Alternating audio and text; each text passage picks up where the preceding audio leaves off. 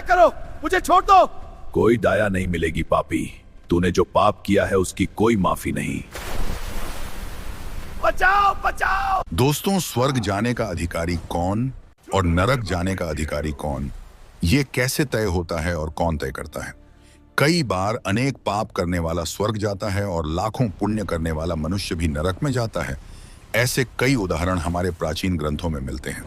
जब यही प्रश्न महाराज युधिष्ठिर ने भगवान श्री कृष्ण से पूछा, तब भगवान श्री कृष्ण ने इसका बहुत ही सरल उत्तर महाराज युधिष्ठिर को दिया था। आज की इस कथा में हम उसी महत्वपूर्ण राज से पर्दा हटाने जा रहे हैं जिसे जानना प्रत्येक मनुष्य को अनिवार्य है। दोस्तों, यह प्राचीन पौराणिक कथा बहुत ही ज्ञानवर्धक है। इसे आप बहुत ध्यान से सुनिएगा, क्योंकि इस कथा में बहुत ही ज्ञानवर्धक बातें बताई गई हैं जो आपके जीवन को मंगलमय बना देंगी। और दोस्तों, इसे हमने यह वीडियो बहुत मेहनत से बनाया है। अगर आपकी हमारी मेहनत पसंद आए तो एक लाइक जरूर कर देना और कमेंट में जय श्री कृष्ण अवश्य लिख देना। तो चलिए सुनते हैं वह कथा। एक समय की बात है जब पांडुपुत्र महाराज युधिष्ठिर अत्यंत व्याकुल भाव से भगवान श्री कृष्ण से पूछा, हे मधुसूदन, आप सर्वज्ञ हैं, त्रिकालदर्शी हैं। संसार की कोई भी गति आपसे छिपी नहीं है। मेरे मन में कर्मों के फल को लेकर एक गहरा संशय उत्पन्न हुआ है। कृपा कर मेरा मार्गदर्शन करें। भगवान श्री कृष्ण ने मंद मुस्कान के साथ कहा, हे भ्राता युधिष्ठिर, एक राजा और एक जिज्ञासु के रूप में प्रश्न पूछना आपका अधिकार है और उन संशयों का निवारण करना मेरा कर्तव्य। निसंकोच कहिए, आपके मन में क्या दुविधा है? युधिष्ठिर बोले, हे केशव, मुझे यह समझाएं कि अंत समय में यह कैसे निश्चित होता है कि कोई मनुष्य स्वर्ग का सुख भोगेगा या नरक की यातना। इस संसार में मनुष्य का जीवन मिश्रित है। वह अनजाने में पाप भी करता है और श्रद्धा से पुण्य भी। तो फिर परलोक में उनके पाप और पुण्यों का संतुलन कैसे आंका जाता है? क्या वहां कोई ऐसी दिव्य तराजू है जो इन सूक्ष्म कर्मों को तौलती है? यमराज किस आधार पर अंतिम निर्णय सुनाते हैं? महाराज युधिष्ठिर के इस जन कल्याणकारी प्रश्न को सुनकर भगवान श्री कृष्ण की आंखों में एक विशेष चमक आ गई। उन्होंने गंभीर स्वर में कहा, हे राजन, आपने मानवता के हित में अत्यंत उत्तम प्रश्न किया है। कर्मों की गति अत्यंत सूक्ष्म और गहन है। जिसे संसार केवल बाहरी कृत्य समझता है, ईश्वर वहां भाव को देखता है। आपके प्रश्न का उत्तर केवल शब्दों में देना पर्याप्त नहीं होगा। इसके लिए मैं आपको एक प्राचीन इतिहास सुनाता हूं। इस वृत्तांत को सुनने मात्र से आपके मन के समस्त जाले छोड़ जाएंगे और आपको आपके प्रश्न का सटीक उत्तर मिल जाएगा। युधिष्ठिर भाव विभोर होकर बोले, हे अच्युत, आपके मुखारविंद से ज्ञान की गंगा में स्नान करना मेरा परम सौभाग्य है।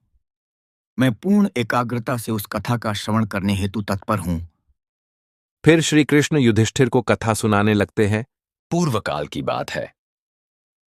मध्य देश के एक विशाल नगर में एक ही समय पर 5 मनुष्यों की मृत्यु हुई। मृत्यु के उपरांत वे पांचों आत्माएं यमलोक पहुंचीं। यमलोक पहुंचते ही जो दृश्य उन्होंने देखा, उसे देख उनके रोंगटे खड़े हो गए और हृदय भय से कांप उठा। उन्होंने अपने जीवन में ऐसा भयंकर स्थान कभी न देखा था। वे एक विस्तृत प्रांगण में खड़े थे, जहां सामने ही न्याय के देवता भगवान यमराज एक विशाल सुनहरे सिंहासन पर विराजमान थे। यमराज का आकार अत्यंत विराट था। उनके मुख पर तेज और भयंकर कठोरता एक साथ दिखाई पड़ती थी। उनका शरीर मटमैले सांवले रंग का था। नेत्र सुर्ख लाल जैसे अंगारे। हाथों में सजा देने का प्रचंड दंड था। उनके सिर पर मुकुट दमक रहा था और गले में सर्पों की माला लटक रही थी। महाराज यम के समीप ही चित्रगुप्त बैठे थे। उनके हाथों में संसार के प्रत्येक जीव के जीवन भर के समस्त कर्मों का विवरण रखने वाली एक विशाल पोथी थी। चित्रगुप्त का चेहरा गंभीर था। वे समय समय पर उस लेखा पुस्तिका के पृष्ठ उलटते और आगंतुक आत्माओं के कर्मों का हिसाब देखते जा रहे थे। उस सभा में यमदूत आत्माओं को आगे की ओर धकेल रहे थे ताकि यमराज के समक्ष न्याय हो सके। अनेक प्राणी भयभीत होकर चिल्ला चिल्लाकर रो रहे थे, अपने किए पापों पर विलाप कर रहे थे। कुछ यमदूत कड़क आवाज में उन्हें आगे बढ़ने को कहते जाते, वहीं कुछ अन्य आत्माएं आश्चर्यजनक रूप से शांत और प्रसन्न थीं, मानो उन्हें अपने उद्धार का विश्वास हो। इन पुण्यात्माओं के चेहरों पर एक दिव्य शांति थी और वे बिना विरोध आगे स्वर्ग द्वार की ओर बढ़ रही थीं। यमलोक के दाहिनी ओर दूर पर एक भव्य प्रकाश फैला हुआ था, जिससे मधुर संगीत और सुगंधित समीर आ रही थी। वह स्वर्ग का द्वार था, जहां से अप्सराओं का कोमल गायन सुनाई दे रहा था और दिव्य फूलों की सुगंध सब ओर बिखर रही थी। स्वर्ग के प्रकाश ने वहां उपस्थित पापात्माओं को एक क्षण को चकाचौंध कर दिया, लेकिन दूसरे ही पल बाईं ओर से उठती नारकीय अग्नि की लपटों और धुएं ने उन्हें फिर भयावह सत्य का स्मरण करा दिया। नरक के द्वार की ओर से आग की भयंकर ज्वालाएं उठ रही थीं। वहां से दुखद कराहों और चीखों का शब्द आकर कानों को कंपा रहा था। जलते तेल की कड़ाही की फुफकार, कोड़े बरसने की ध्वनि और पापियों के क्रंदन का भीषण कोलाहल वातावरण में गूंज रहा था। उस विकराल वातावरण को देखकर वे पांचों नई आत्माएं आपस में सिमटकर खड़ी हो गईं। उनका अंग अंग भय से थरथरा रहा था और चेहरों का रक्त संचार मानो थम सा गया था। पांचों की आंखों में आतंक था और मन में यह प्रश्न कि उनके साथ आगे क्या होने वाला है। कुछ क्षण तक वे स्तब्ध खड़े उस महाभयानक दृश्य को निहारते रहे। अंततः उनमें से एक ने कांपती आवाज में कहा, हे प्रभु, यह तो अति भयंकर स्थान है। उसके इतना कहते ही पांचों मानो अपनी व्यथा आपस में बांटने के लिए प्रेरित हो गए। मृत्यु के बाद की इस दारुण स्थिति में एक दूसरे का संबल ही उनके लिए एकमात्र आसरा था। वे पांचों धीरे धीरे बातचीत करने लगे और अपने अपने जीवन के पाप कर्मों का जिक्र छिड़ गया। प्रत्येक को अपने किए हुए कर्म स्मरण आने लगे और उनके परिणाम का भय सताने लगा। उन पांचों में से एक दुबला पतला पुरुष हाथ जोड़कर सुबकते हुए बोल पड़ा, भाइयों, मेरा नाम हरिदास है। मैंने अपने जीवन में अनेकों पाप किए हैं। दूसरे लोगों के घरों में चोरी करना मेरा धंधा था। जाने कितनों का धन चुराया, कितनों को कष्ट पहुंचाया और शायद कुछ लोगों का जीवन भी बर्बाद कर दिया। मैं जानता था कि मैं बहुत गलत मार्ग पर चल पड़ा हूं, लेकिन मेरे पास और कोई उपाय नहीं था। मेरे परिवार के पास 2 वक्त की रोटी तक का प्रबंध न था। हम दरिद्रता में जी रहे थे। कोई मुझे काम पर नहीं रखता था। सब मुझे तिरस्कार से देखते थे। मजबूरन मैंने चोरी की राह पकड़ी ताकि मेरे बीवी बच्चे भूखे न मरें। मैंने अक्सर उन्हीं के घर चोरी की जो अत्यंत धनवान और घमंडी लोग थे। किसी निर्धन की रोटी कभी नहीं छीनी। परंतु चोरी तो आखिर चोरी है। मैंने अनैतिक काम किया, चाहे कारण कोई भी रहा हो। मैंने चोरी के धन से अपने परिवार का पेट भरा, लेकिन इस प्रक्रिया में न जाने कितने निर्दोष लोगों को दुख पहुंचाया। उनके घर का सामान चोरी हुआ, उनके मन में असुरक्षा और भय भरा, और कुछ का तो सब कुछ उजड़ गया। मैं भले ही अपने बच्चों को भोजन दे पाया, पर बदले में मैंने अनगिनत माओं के बच्चों को रुलाया। अब यहां यमलोक में आकर मुझे अपने हर पाप का बोध हो रहा है। मुझे गहरा पश्चाताप है कि मैंने दूसरों को पीड़ा दी। मुझे डर है कि यमराज मुझे कठोर दंड देंगे। निश्चित ही मुझे नरक की यातनाएं भोगनी पड़ेंगी। यह कहते कहते हरिदास फूट फूट कर रो पड़ा। उसका शरीर सिसकियों से कांप रहा था और आंखों से आंसू लगातार बह रहे थे। चेहरे पर गहन अपराध बोध और ग्लानि छा गई थी। हरिदास की करुण गाथा सुनकर बगल में खड़ी एक युवती की रुलाई फूट पड़ी। वह अपने आंचल से आंसू पोंछती हुई भर्राए कंठ से बोलने लगी। मेरा नाम कमलिनी है। आप सभी जानते होंगे कि शास्त्रों के अनुसार वह स्त्री जो अनेक पुरुषों से संबंध बनाए, उसे घोर पाप का भागी माना जाता है और मरने के बाद उसे नरक की यातनाएं भोगनी पड़ती हैं। मैं मानती हूँ कि मेरे जीवन में ऐसा ही हुआ है, परंतु मैंने ये पाप स्वेच्छा से नहीं किए।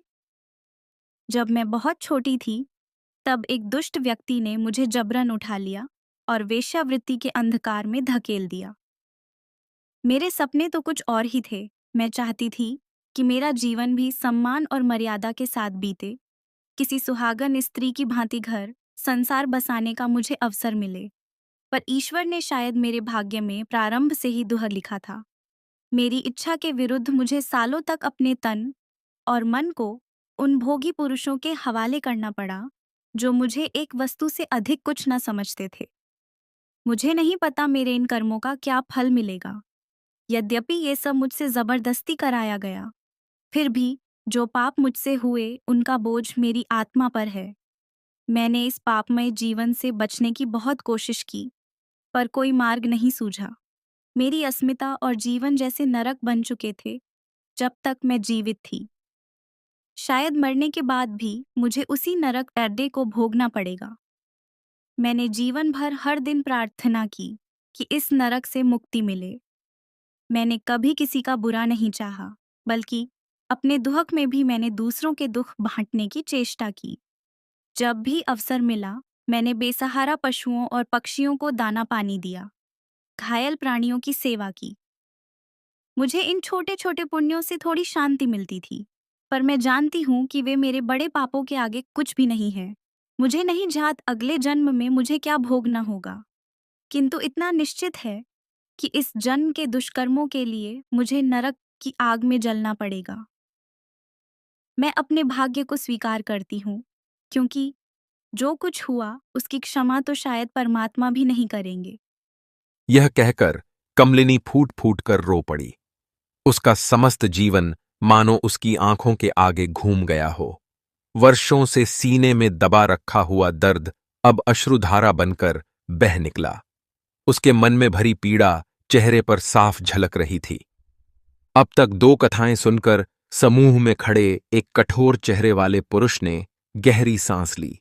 उसके चेहरे पर युद्धों की छाया और हृदय में अपार ग्लानि का भार था।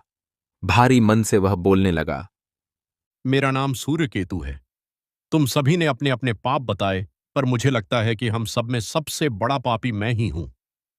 मैंने अपने जीवन में असंख्य जघन्य कर्म किए हैं जिनका प्रायश्चित असंभव है। मैं एक राजा की सेना में सैनिक था। राजा के आदेश पर मुझे न जाने कितने निर्दोष लोगों पर अत्याचार करना पड़ा है। मैंने अनगिनत प्राण लिए हैं। कुछ युद्ध भूमि में शत्रुओं के थे, पर कितने ही मासूम लोग मेरे हाथों मारे गए जिन्हें किसी अपराध के बिना दंड दिया गया। हमारे राजा का स्वभाव अत्यंत क्रूर था। जरा जरा सी बात पर वह कठोर दंड देता था और हमें आदेशा होता था कि बिना प्रश्न किए उसका पालन करें। एक सामान्य सैनिक होकर हमारे पास कोई विकल्प नहीं था। राजाज्ञा का उल्लंघन करने पर तत्काल मृत्यु निश्चित थी और मेरे परिवार का भरण पोषण राजा की कृपा पर ही निर्भर था। अपने प्राणों और अपने बाल बच्चों की रक्षा के लिए मुझे वो सभी पाप करने पड़े जिनसे मेरी आत्मा हर क्षण चीत्कार करती रही। मैंने गांव के गांव जला डाले, महिलाओं और बच्चों को प्राणदान नहीं दिया। जो भी राजा का शत्रु घोषित हो जाता था उसे मौत के घाट उतारना हमारा कर्तव्य बन जाता था। चाहकर भी मैं कभी राजा के विरुद्ध खड़ा नहीं हो पाया। इतना कहकर सूर्यकेतु ने क्षण भर को अपनी पलकें मूंद लीं। उसकी आवाज कांपने लगी। इन पापों का बोझ लिए मैं मुंह छिपाता फिरा। हर रात मुझे उन लोगों की चीत्कारें सुनाई देती थीं जो मेरे हाथों मारे गए। मैं तिल तिल कर भीतर से मरता रहा। जानते हुए भी कि मैं अधर्म कर रहा हूं, मैं उस दलदल से नहीं निकल सका। परिवार के मोह और अपनी कायरता के कारण मैं ये अधर्म करता रहा। मैंने प्रायश्चित में न जाने कितनी बार ईश्वर से क्षमा मांगी, पर मुझे स्वयं को कभी क्षमा नहीं कर पाया। पाप तो पाप है। अब मेरे सामने नरक की आग के सिवा कोई मार्ग नहीं। सूर्यकेतु की आंखों से आंसू टपक पड़े, पर चेहरा कठोर था। वह स्वयं को सैनिक मानता था और रोने से रोकना चाहता था, किंतु हृदय के बोझ के आगे उसकी दुर्बलता झलक ही आई। सूर्यकेतु के पश्चात एक अधेड़ आयु के तेजस्वी किंतु क्लांत चेहरे वाले ब्राह्मण ने बोलना आरंभ किया। उसके माथे पर तिलक का हल्का सा चिन्ह अब भी था, आंखों में गहन पश्चात्ताप की छाया। वह नम्रता से बोला, मित्रों, तुम सब ने जितने भी पाप किए हों, मेरा विचार है कि हम चारों में सबसे बड़ा अपराधी मैं ही हूं। तुम में से कई ने अज्ञानता या मजबूरी में पाप कर दिए, पर मैं तो ज्ञानी होकर भी अधर्म के मार्ग पर चला। मेरा नाम वाचस्पति है।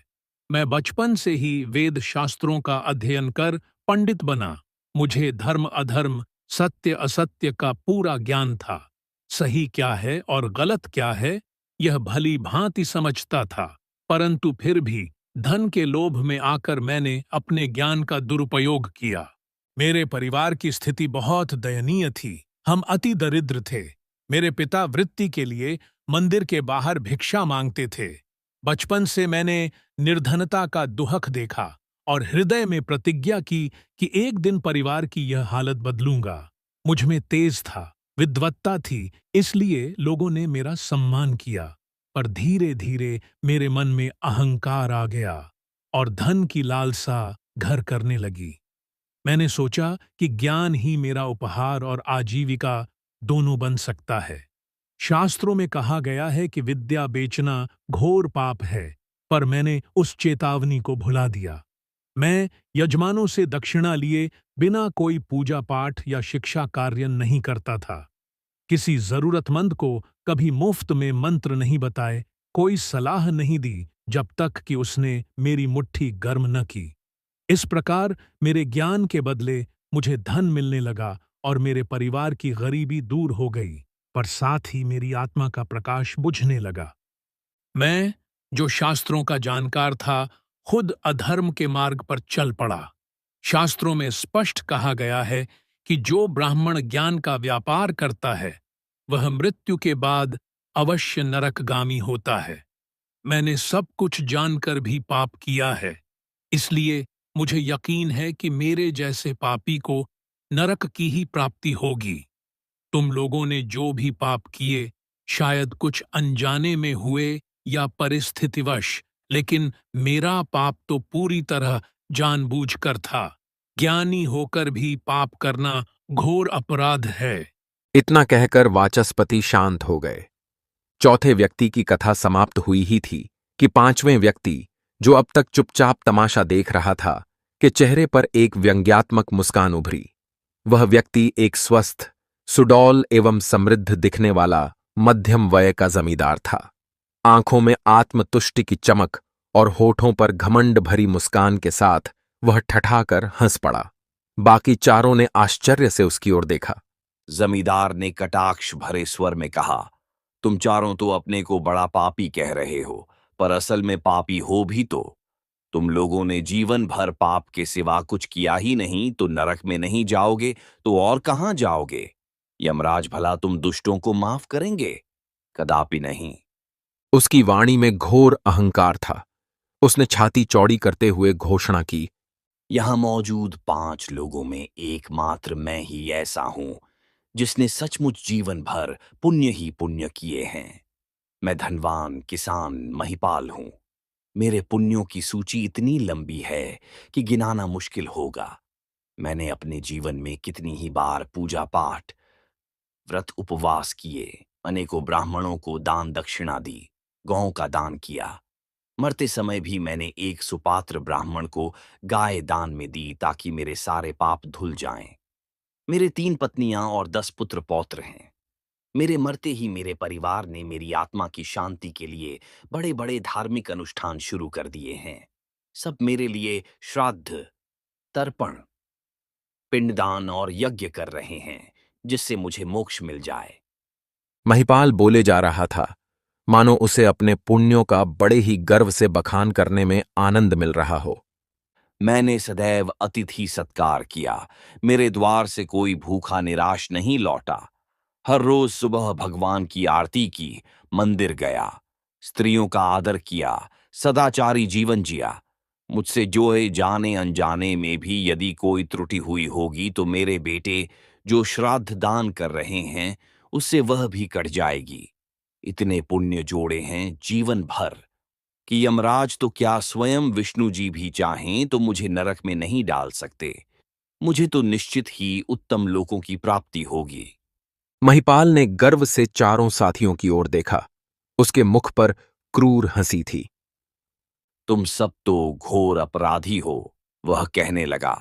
तुमने तो पाप के सिवा कुछ नहीं किया। तुम लोगों का नरक में जाना तय है। मेरे साथ तुम लोगों की कोई तुलना नहीं, इसलिए आश्चर्य नहीं कि मैं स्वर्ग का अधिकारी हूं और तुम लोग सदैव के लिए नरकवास के। महिपाल की बातें सुनकर हरिदास, कमलिनी, सूर्यकेतु और वाचस्पति को क्रोध और क्षोभ मिला जुला अनुभव हुआ। वे स्वयं अपने अपराधों से दुखी थे, अतः प्रत्युत्तर में कुछ नहीं बोले, पर मन ही मन इस घमंडी किसान की बेसिर पैर की डींगों से व्यथित हो उठे।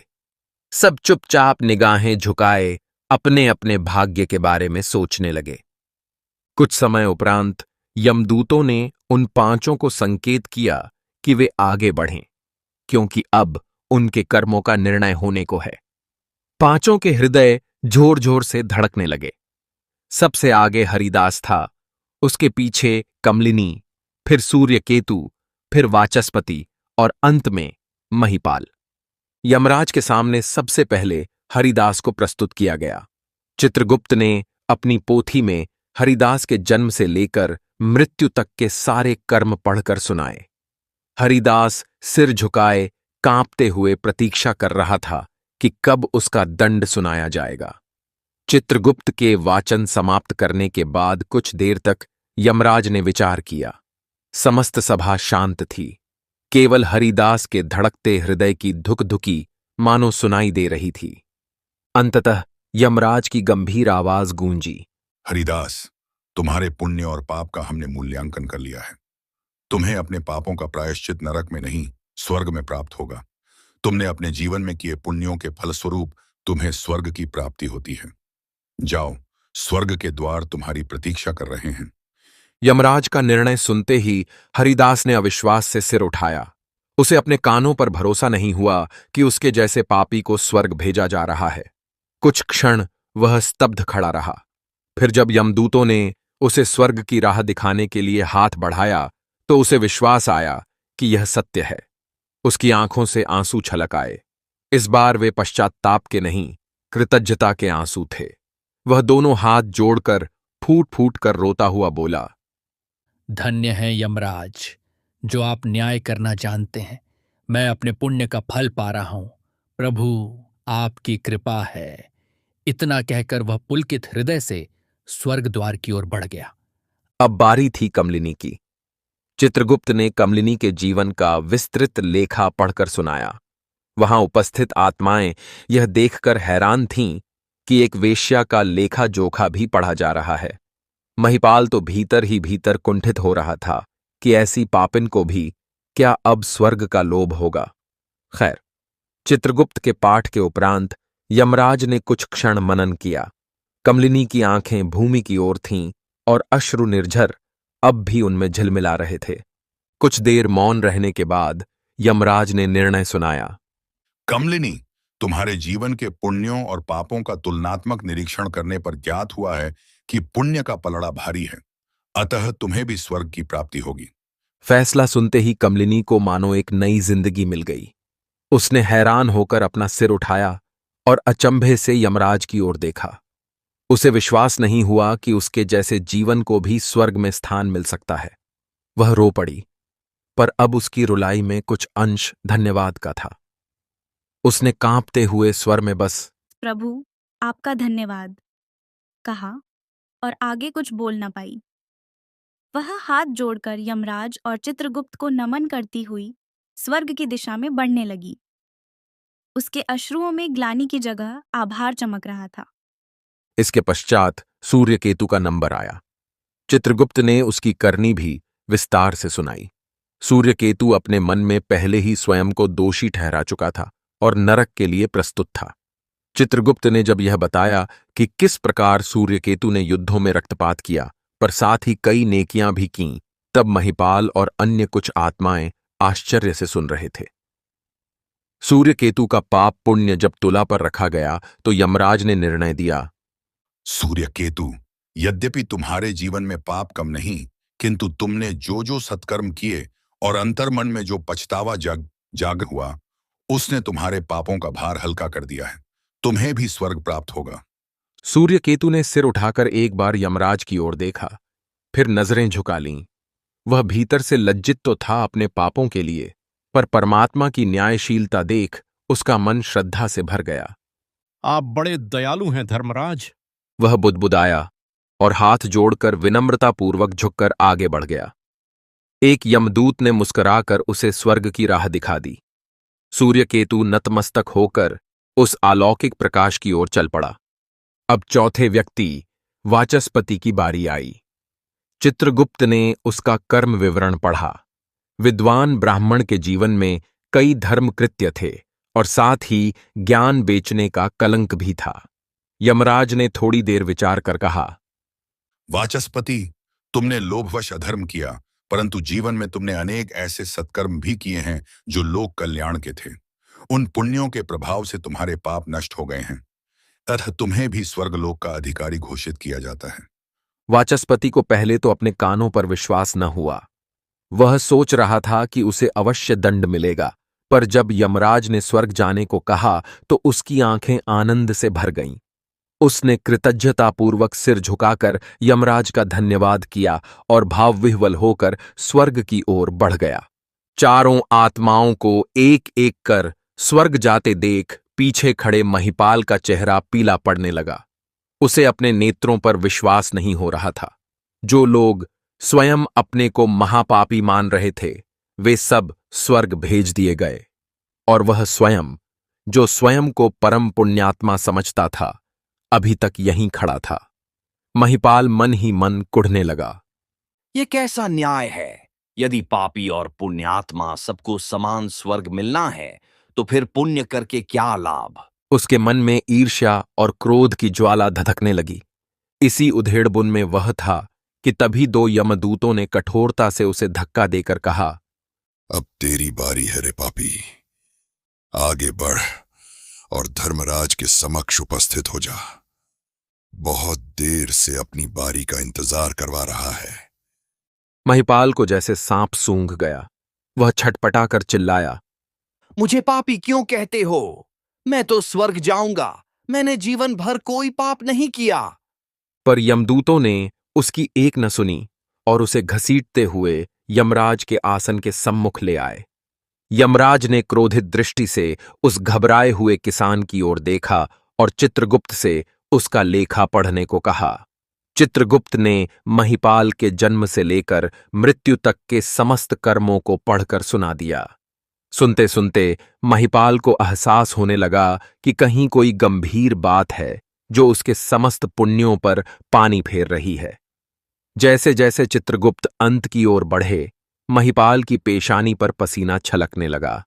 अंततः पढ़ना समाप्त हुआ और सभा पर सन्नाटा छा गया। यमराज ने कड़क कर पूछा, महिपाल, क्या तुम्हें अपने जीवन का कोई ऐसा पाप स्मरण है जो तुमने जानबूझकर किया हो और जिसे तुमने सबसे छिपाया? महिपाल, जो अभी तक डर के मारे थर थर कांप रहा था, यमराज का प्रश्न सुनते ही धरती पर गिरते गिरते बचा। उसकी आंखों के आगे अंधेरा छाने लगा। उसके मस्तिष्क में एक भूली बिसरी घटना बिजली की तरह कौंध गई और उसका चेहरा लाल से पीला पड़ गया। वह हकलाते हुए बोला, हे धर्मराज, मुझसे ऐसी क्या भूल हुई है? मैंने तो सदा धर्म और सत्य का साथ दिया। यदि कभी कोई पाप हुआ भी तो अनजाने में या भूल से। कृपा कर मार्गदर्शन करें। यमराज का क्रोध अब भड़क उठा। उन्होंने सिंहासन पर आगे झुककर कठोर स्वर में कहा, पापी महिपाल, तुम्हारे सभी पुण्यों को नष्ट कर देने वाला एक महापाप तुमसे हुआ है, जिसे तुम स्वयं भी भली भांति जानते हो, पर अब कपटवश अनजान बन रहे हो। तुम्हारा वह पाप उन चारों के पापों के सामने कुछ ऐसा है कि उसके रहते तुम्हारा कोई पुण्य गणना योग्य नहीं।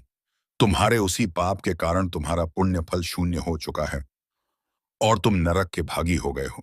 महिपाल ने कांपते हुए हाथ जोड़ यमराज से दया की याचना की।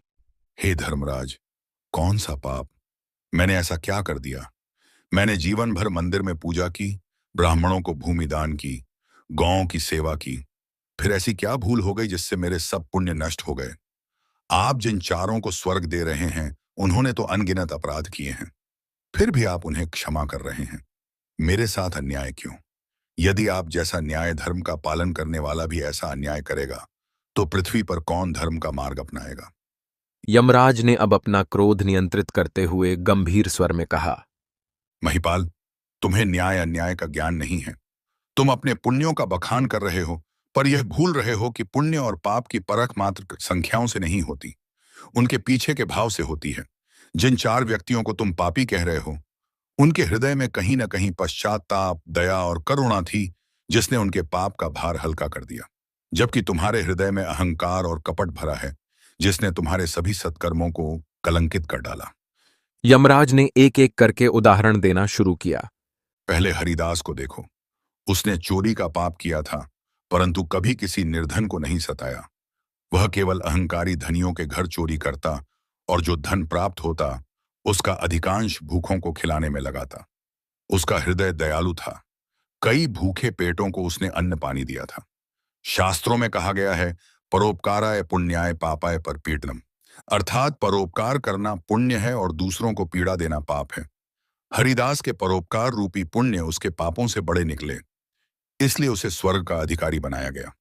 महिपाल यह सुनकर कुछ लज्जित सा सिर झुकाने लगा, पर यमराज ने उसे अधिक सोचने का समय नहीं दिया और आगे बोले। अब कमलिनी को देखो। उस बेचारी ने अपना पतित जीवन स्वयं नहीं चुना था। उसे तो जबरदस्ती पाप के रास्ते पर धकेला गया। फिर भी उसके हृदय में करुणा थी।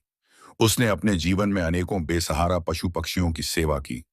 रोज चींटियों को आटा डाला, पक्षियों को दाना खिलाया, घायल कुत्तों की पट्टी की। उसने अपने से कमजोर प्राणियों पर दया दिखाकर बड़े बड़े पुण्य कमाए। उसके ये पुण्य उसके पापों से अधिक निकले, इसलिए उसे भी स्वर्ग में स्थान मिला। इसके बाद यमराज ने तीसरे व्यक्ति सूर्यकेतु की ओर इंगित किया। उस सैनिक ने निस्संदेह जीवन भर अत्याचार किए, पर अधिकतर वह अपने राजा की आज्ञा से विवश था। उसने कभी अपने मन से निर्दोषों पर वार नहीं किया। सदा राजभय और परिवार के पालन पोषण के दबाव में अपराध करता रहा। इसके अतिरिक्त जहां भी इसे अवसर मिला, इसने दुखियों की सहायता की, कई निर्धनों को अन्न वस्त्र दिए, अनेकों अनाथों की रक्षा की। इसे अपनी करतूतों पर निरंतर पछतावा भी रहा। अतः इसके किए कुछ पाप इसके हृदय में जागी पश्चाताप की अग्नि में भस्म हो गए। इसीलिए इसके पुण्य पापों पर भारी पड़े और इसे स्वर्ग का पात्र बना दिया गया। महिपाल का अहंकार अब तक काफी टूट चुका था। वह शर्म से गढ़ा जा रहा था, परंतु यमराज ने अपनी दृष्टि चौथे व्यक्ति वाचस्पति पर डालते हुए कहा। इस ब्राह्मण ने अपने ज्ञान का दुरुपयोग अवश्य किया, पर अपने जीवन में कभी किसी अभावग्रस्त को अपने द्वार से खाली नहीं लौटाया। इसने जितना धन अर्जित किया, उसका बड़ा हिस्सा गरीबों में बांट दिया, गौशालाएं बनवाईं, अनेकों विद्यार्थियों की निःशुल्क सहायता की। इसने सत्संग और प्रवचन द्वारा भी कई प्राणियों का कल्याण किया। इसके ये पुण्य इसके उस एक पाप से कहीं बढ़कर थे, इसीलिए इसे भी स्वर्गलोक में स्थान मिला। यमराज ने अब महिपाल की ओर तीक्ष्ण दृष्टि घुमाई। महिपाल लज्जा और भय से थर-थर कांप रहा था। यमराज ने गर्जना करते हुए कहा। और अब तुम्हारी बात करें महिपाल। तुमने जीवन में बहुतेरे धर्म कर्म किए होंगे, पर तुम्हारा एक पाप ऐसा है जिसने तुम्हारे समस्त पुण्यों को नष्ट कर डाला। स्मरण है तुम्हें कि तुमने एक अबला विधवा पर क्या अत्याचार किया था? महिपाल को मानो धरती निगल गई। वह पसीने से तरबतर हो गया और उसके मुंह से शब्द नहीं फूट रहे थे। यमराज ने खुद ही उस पाप का उद्घाटन किया। तुम्ही ने एक निर्धन निरपराध विधवा पर चोरी का झूठा आरोप लगाया था। तुम्हें मालूम था कि वह निर्दोष है, फिर भी अपने धन की रक्षा के लिए तुमने उस बेचारी को चोर कहा उस पर व्यभिचार का भी लांछन लगाया। तुमने राजा के सामने उस अबला स्त्री के चरित्र को इस कदर कलंकित किया कि राजा ने तुम्हारी बातों को सच मानकर उस स्त्री को पत्थर मरवा मरवा कर मृत्युदंड दे दिया। याद है अब तुम्हें? महिपाल फफक कर रो पड़ा। मुझे क्षमा करें, मुझसे बहुत बड़ी भूल हो गई। वह गिड़गिड़ाने लगा, लेकिन यमराज का हृदय तनिक भी नहीं पसीजा। उन्होंने कठोर वाणी में कहा, महिपाल, तुमने जीवन भर जो सत्कर्म किए थे, उस एक पाप ने उन सबको नष्ट कर दिया। किसी निर्दोष पर झूठा दोषारोपण करना सबसे बड़ा अधर्म है। उसने तुम्हारे पुण्यों को ऐसा डसा कि एक भी पुण्य शेष न रहा। मनुष्य अन्य बड़े से बड़े पाप का प्रायश्चित कर सकता है, किंतु झूठा लांछन लगाने का कोई प्रायश्चित नहीं। ब्रह्महत्या, सुरापान, चोरी, ये सब महापाप भी तब त्याग से धुल सकते हैं, किंतु कपटपूर्वक निर्दोष का सर्वनाश करने वाले पापी को शमन करने का कोई उपाय शास्त्रों में नहीं बताया गया है। स्त्री पर झूठा कलंक लगाना तो और भी घोर पाप है। स्त्रियों को सदा आदर देने की शिक्षा दी गई है। मनुस्मृति में कहा गया है, यत्र नार्यस्तु पूज्यन्ते रमणते तत्र देवताः, यत्रैतास्तु न पूज्यन्ते सर्वास्तत्राफलाः क्रिया। अर्थात जहां स्त्रियों का सम्मान होता है वहां देवता वास करते हैं, और जहां उनका आदर नहीं वहां किए हुए सभी कर्म निष्फल हो जाते हैं। तुम्हारे साथ भी यही हुआ है। तुमने एक निह अपराध स्त्री को कलंकित करके अपने समस्त पुण्यों को नष्ट कर लिया है। महिपाल ने रोते हुए कहा, हे धर्मराज, मुझसे अज्ञानता में वो पाप हो गया। मैं नहीं जानता था कि मेरी झूठी बातों से वह बेचारी मौत के घाट उतार दी जाएगी। मैंने सिर्फ अपना धन बचाने के लिए उसे दोषी ठहराया था। कृपा करके कोई प्रायश्चित बताइए जिससे मेरा उद्धार हो सके। यमराज ने क्रोधित होकर कहा, चुप दुष्ट, तूने वह कपट भरा झूठ पूरी चेतना में बोला था। महज अपना स्वार्थ साधने के लिए तूने सत्य का खून किया। यह पाप अक्षम्य है, इसका कोई प्रायश्चित नहीं। जो दूसरों पर झूठे आरोप लगाता है उसके लिए न इस लोक में क्षमा है न परलोक में। सत्यनिष्ठा ही एकमात्र मार्ग है जो मोक्ष तक ले जाता है। सत्यमेव जयते नानृतम, अंततः सत्य की ही विजय होती है। असत्य का साथ देने वाले मनुष्य के कोटि कोटि पुण्य भी निष्फल हो जाते हैं। यमराज ने हाथ उठाकर अपने दूतों को आदेश दिया, इस पापी को नरक ले जाओ, इसे इसके कर्मों के अनुसार दंड मिलना चाहिए। यमदूत तत्काल महिपाल के हाथ पैरों में बेड़ियां डालने के लिए लपके। महिपाल छटपटाने लगा। वह जमीन पर गिरकर गिड़गिड़ाया, क्षमा प्रभु, मुझसे भूल हो गई, मुझे बख्श दो। पर किसी ने उसकी एक न सुनी। भयंकर यमदूत उसे घसीटते हुए आग की उन लपटों की ओर ले चले जहां से हृदय विदारक चीखें आ रही थीं। महिपाल की करुण चित्कार यमलोक में गूंजती रही, पर कोई उसे बचाने को आगे नहीं आया। दूसरे पापियों ने भी यह दृश्य देखा और कांप उठे। थोड़ी ही देर में महिपाल अदृश्य हो गया। नरक द्वार के भीतर समाते ही उसकी आवाज भी शांत हो गई। इस प्रकार से भगवान श्री कृष्ण ने युधिष्ठिर को वह कथा सुनाई। कथा सुनने के बाद युधिष्ठिर की आंखें खुल चुकी थीं। वे भाव विभोर हो उठे और भगवान को प्रणाम करते हुए बोले, प्रभु, आज आपने मेरे समस्त संशय दूर कर दिए। आपने दिखा दिया कि कर्मों का न्याय कितना सूक्ष्म और निष्पक्ष होता है। सचमुच पुण्य की सार्थकता तभी है जब हृदय पवित्र हो, और पाप का परिमार्जन संभव है यदि मन में पश्चाताप और करुणा हो। सबसे बड़ा धर्म सत्य और अहिंसा है, यह आपने प्रत्यक्ष समझा दिया। प्रिय श्रोताओं, इस कथा से हमें यही शिक्षा मिलती है कि हमें कभी भी किसी पर झूठा लांछन नहीं लगाना चाहिए। सत्य जानकर भी असत्य का साथ देना घोर पाप है। जो दूसरों पर झूठा आरोप लगाता है उसे ईश्वर भी क्षमा नहीं करते और उसके सारे पुण्य नष्ट हो जाते हैं। इसलिए सदैव सत्य के मार्ग पर चलें, सत्य की रक्षा करें और हर जीव का सम्मान करें। विशेषकर नारी जाति का अपमान तो कभी न करें।